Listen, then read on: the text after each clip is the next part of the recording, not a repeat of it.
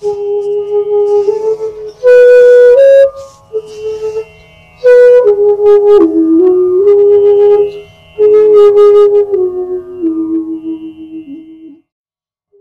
নিম গাছ লাগানোর কেন উদ্যোগ নিন? মানে এই সোশ্যাল ফরেস্ট্রির নাম করে সুন্দরবনে বিগত বেশ 2-3 দশক ধরে এই মানে যেটাকে বলে যে ইউক্যালিপটাস, তারপরে আকাশমণি, এই রকম ধরনের গাছপালা লাগানোর উদ্যোগ দেখতাম নিত। কিন্তু এখন মানে আমাদের যে দেশীয় গাছগুলো যেগুলো রয়েছে, নিম, শিরীষ, হ্যাঁ, তারপরে অর্জুন, তারপরে রাস্তার ধারে নানা রকমের যে সমস্ত বাবলা, হ্যাঁ, এইগুলো কিন্তু আর দেখছি যে রাস্তার ধারে তেমন আর নেই। সেই জায়গাগুলোর সব ওই বিদেশি গাছ এসে জায়গা দখল করেছে। এখন আমরা জানি মানে গাছ মানে হচ্ছে একটা মন জুড়ানোর ব্যাপার। মানে গাছ মানে ছায়া, গাছ মানে অক্সিজেন, গাছ মানে কার্বন শোষণ।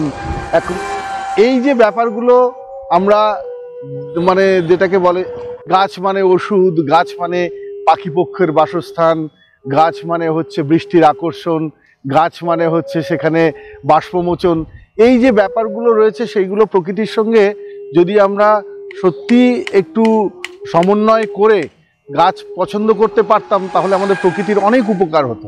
যেমন এই নিম গাছ, এটা একটা মহাঔষধির মতো। এবং নিম গাছে এত সুন্দর পাখিরা বাসা বাঁধে। নিমের ফল যখন বড় হয় তখন কিন্তু এই নিমের ফল খেয়ে অনেক পাখি তারা জীবন ধারণ করে। এবং এই নিম গাছ সহজে কিন্তু নষ্ট হয় না, প্রকৃতির সঙ্গে লড়াই করতে পারে। এই নিম গাছের দাঁতন, এর ছাল, নিম ছাল ছোটবেলায় দেখতাম, এখনো মাঝে মধ্যে দেখি বাড়ির যারা বয়স্ক রয়েছে তারা নিমের ছাল ভিজিয়ে রেখে সকালে খাচ্ছে। তারপরে এই নিমের খোল যেগুলো এখন সবাই প্রাকৃতিক চাষে ব্যবহার করছে, এইগুলো যে আমরা এই নিম পাতা দেখতাম আমরা, আমাদের যে ক্ষত হলে সেই ক্ষতকে আমরা জীবাণুমুক্ত করছি। তা এই নিম গাছটা কেন যে পছন্দ করে মানুষ লাগাতে পারলো না রাস্তার ধারে, সেইটা আমার খুব অবাক লেগেছিল।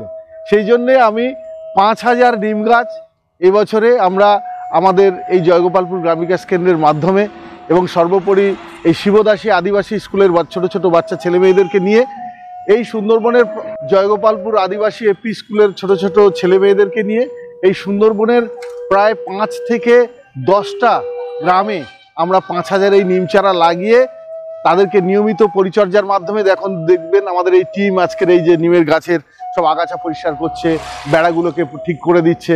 আমরা যেই 6-7 মাস আগে যে গাছটা লাগিয়েছিলাম সেটা দেখুন কি সুন্দর বড় হয়ে ঠেলে উঠেছে।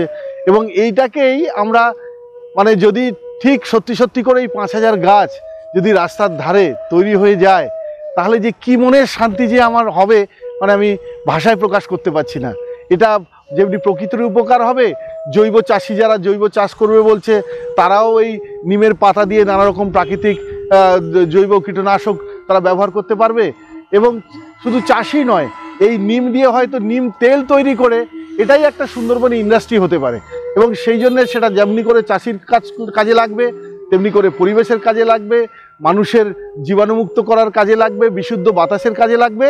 আবার সর্বোপরি আমরা এই নিমের ছায়ায়, আজকের যে দিনে যেভাবে তাপমাত্রা বাড়ছে, আমরাই কিন্তু নিম গাছের শীতল ছায়ায়, জীবাণুমুক্ত ছায়ায় কিন্তু আমরা মাঝে আশ্রয় নিতে পারবো, প্রতিগ্রা আশ্রয় নিতে পারবো।